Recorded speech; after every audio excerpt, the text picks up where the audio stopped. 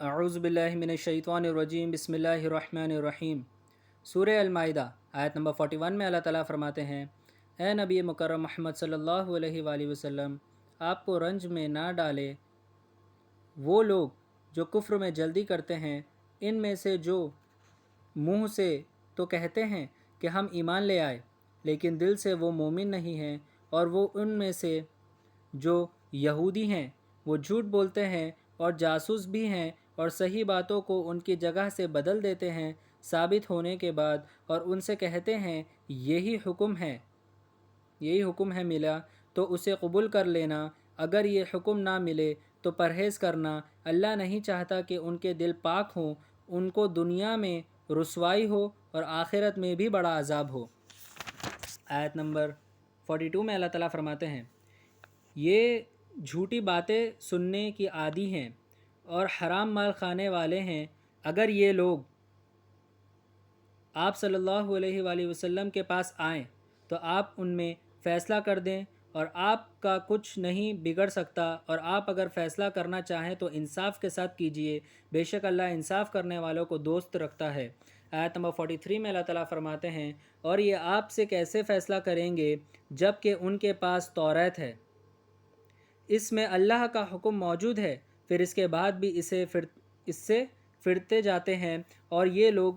ایمان ہی نہیں رکھتے۔ آیت نمبر 44 میں اللہ تعالیٰ فرماتے ہیں، ہم نے توریت نازل کی تھی، اس میں ہدایت اور روشنی تھی، انبیاء جو اللہ کے فرما بردار تھے اسی کے مطابق یہود کو حکم دیا کرتے تھے، اور اہل اللہ اور علماء بھی اس وجہ سے ان کو یہ حکم تھا کہ اس کتاب کی حفاظت اور نگرانی کریں گے، اور وہ ان کے شہید تھے۔ تو آپ بھی لوگوں سے نہ ڈرا کرو اور مجھ ہی سے ڈرا کرو، اور میرے احکام کے بدلے تھوڑے فائدے کی چیز مت خریدو، اور جو اللہ کے احکام کے موافق جو اللہ کے نازل کیے ہیں فیصلہ نہ کرو تو یہی لوگ کافر ہیں۔ آیت نمبر 45 میں اللہ تعالیٰ فرماتے ہیں، اور اللہ نے اس میں سے فرض کر دیا تھا کہ جان کے بدلے جان، آنکھ کے بدلے آنکھ، اور دانت کے بدلے دانت، اور یہی زخم کے بدلے زخم، جو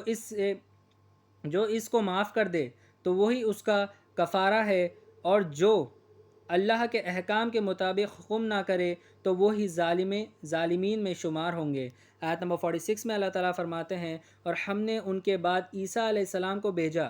جو اپنے سے پہلے نازل ہوئی کتاب توریت کی تصدیق یعنی کنفرم کرتے تھے، اور اللہ نے ان کو انجیل عطا کی جس میں ہدایت اور روشنی تھی، اور وہ اپنے سے پہلے کتاب توریت کی بھی تصدیق کرتے تھے، اور وہ اللہ سے ڈرنے والوں کے لیے ہدایت اور نصیحت تھی۔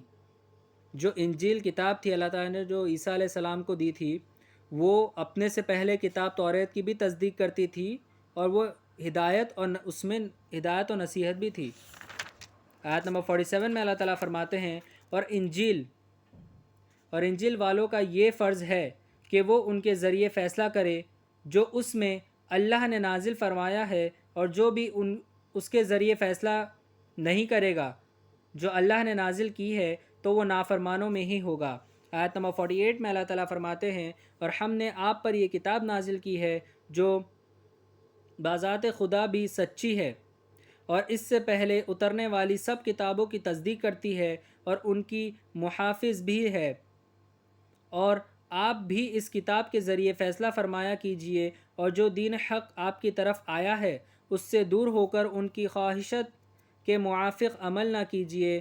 تم میں سے ہر ایک کے لیے ہم نے خاص شریعت بنا دی ہے، اور اللہ چاہتا تو تم سب کو ایک ہی امت بنا دیتا، لیکن اللہ تم کو آزمانا چاہتا ہے اس دین میں جو تم کو دیا ہے، تو اچھی باتوں کی طرف دوڑ کر آؤ، اور سب کو اللہ کی طرف لوٹ کر جانا ہے، پھر وہ تم کو سب کچھ بتا دے گا جن میں تم جھگڑا کرتے تھے۔ آیت نمبر 49 میں اللہ تعالیٰ فرماتے ہیں، ہم تاکید کرتے ہیں کہ تم ان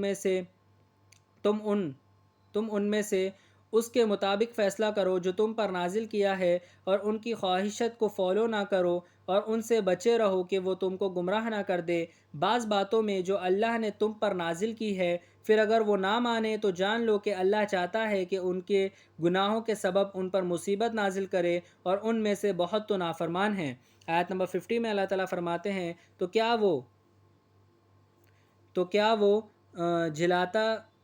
جہالیت کے زمانے کا حکم چاہتے ہیں، اور یقین رکھنے والوں کے لیے اللہ سے اچھا فیصلہ کس کا ہوگا۔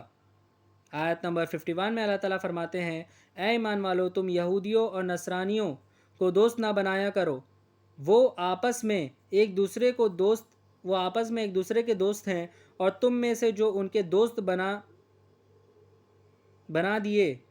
جاؤ تو بے شک وہ انہی میں سے ہوں گے۔ اللہ ان کو ہدایت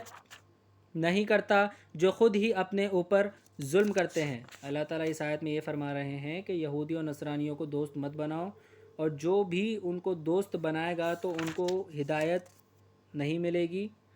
اور وہ اپنے اوپر ہی ظلم کرتے ہیں، اس وجہ سے اللہ تعالیٰ ان کو ہدایت نہیں دیتے، اور یہودی نصرانی ہی آپس میں دوست ہے، اس لیے ان لوگوں کو دوست مت بناؤ۔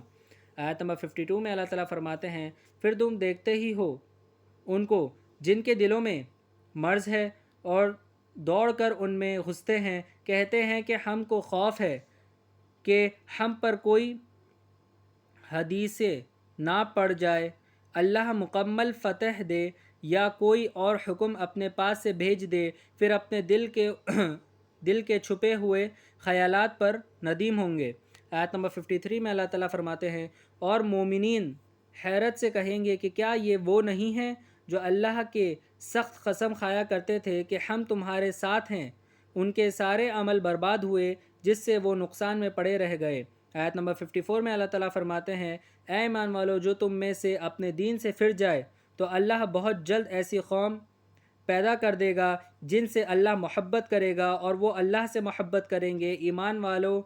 پر نرم دل ہوں گے اور کافروں پر سخت ہوں گے، اور اللہ کے راستے میں جہاد کریں گے، اور اللہ کا فضل ہے، جسے چاہتا ہے یہ دے دیتا ہے، اور اللہ تو بڑی وسعت والا اور خوب جاننے والا ہے۔ آیت نمبر 55 میں اللہ تعالیٰ فرماتے ہیں، تمہارا دوست تو اللہ اور اس کا رسول صلی اللہ علیہ وآلہ وسلم اور ایمان والے لوگ ہیں جو نماز پڑھتے ہیں، زکوٰۃ دیتے ہیں اور اللہ کے سامنے جھکتے ہیں۔ آیت نمبر 56 میں اللہ تعالیٰ فرماتے ہیں، اور جو اللہ اور اس کے رسول صلی اللہ علیہ وآلہ وسلم اور تمام رسولوں اور مومنین سے دوستی کرے گا تو اللہ کی جماعت ہی غلبہ پانے والی ہوگی۔ آیت نمبر 57 میں اللہ تعالیٰ فرماتے ہیں، اے ایمان والو، تم اپنا دوست مت بنانا ان اہل کتاب کو جو تمہارے دین کو ہنسی اور کھیل بناتے ہیں، اور نہ کافروں کو، اور اللہ سے ڈرتے رہو اگر تم ایمان والے ہو۔ آیت نمبر 58 میں اللہ تعالیٰ فرماتے ہیں، اور جب تم نماز کے لیے اعلان کرتے ہو تو وہ اس سے ہنسی اور کھیل بناتے ہیں، اس کا سبب یہ ہے کہ وہ عقل نہیں رکھتے۔ آیت نمبر 59 میں اللہ تعالیٰ فرماتے ہیں، آپ کہہ دیجئے کہ تم ہم میں کون سی بات معیوب پاتے ہو، باجز اس کے ہم اللہ پر ایمان لائے ہیں، اور اس کتاب پر جو ہمارے پاس آئی ہے، اور اس پر بھی جو پہلے آ چکی ہے، باوجود اس کے کہ تم میں اکثر نافرمان ہیں۔ آیت نمبر 60 میں اللہ تعالیٰ فرماتے ہیں، آپ کہہ دیجئے کہ کیا میں تم کو بتا دوں کہ اللہ کی ہاں اس سے بھی زیادہ بری